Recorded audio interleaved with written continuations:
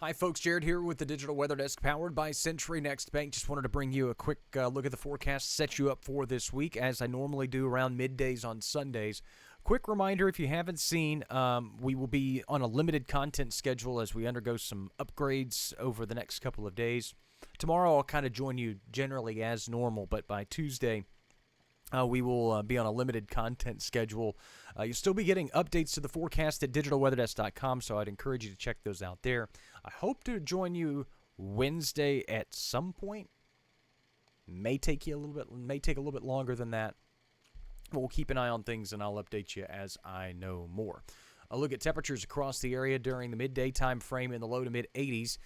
Winds are fairly light and likely to stay that way. Satellite radar does not show much as we continue to stay quiet and dry across the region. And that's really the main weather headline through the early to middle parts of the week. We do have a wrinkle in the forecast as we head toward the next weekend. Futurecast doesn't show that right here in the short term as a weak cold front washes out early week, and beyond that, it's just sunshine and dry conditions. Drought monitors updated once a week. Here's a look at that. Again, no big surprises from what we've already been seeing across the region, but there is the concern now with the 6 to 10-day temperature outlook and precip outlook, which shows high confidence in being above average temperature-wise and below average in terms of precip.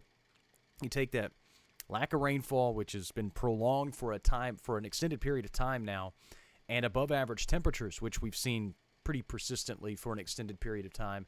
That leads to what we can consider rapid onset drought conditions. So basically just meaning it's going to get really dry really quickly because it's warm and dry. Again, shouldn't be a big surprise considering the overall conditions across the area. Forecast rain over the next 7 days.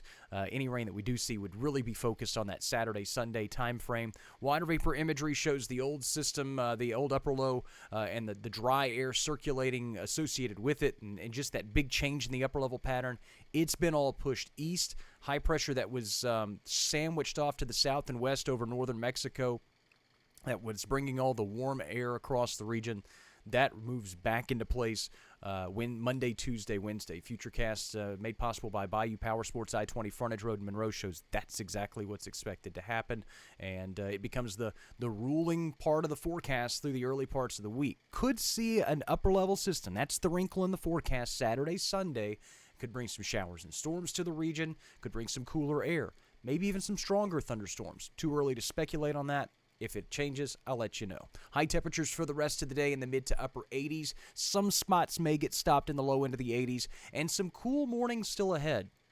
Again, the air's dry enough and in place that we'll still see the 50s tomorrow morning in most locations. Highs probably landing back into the upper end of the 80s pretty routinely through the early to middle parts of the week. Again, lows probably closer to 60 as we start the gradual warming trend Tuesday morning. That likely continues into Wednesday and Thursday mornings as well. High temperatures, again, pretty routinely and consistent in the upper 80s to near 90 degrees through most of this week. Any significant change temperature-wise would be behind that upcoming potential weekend cold front. 7-day forecast shows, again, daytime highs consistent. Upper 80s, near 90 degrees. The 90-91 mark still certainly possible as well.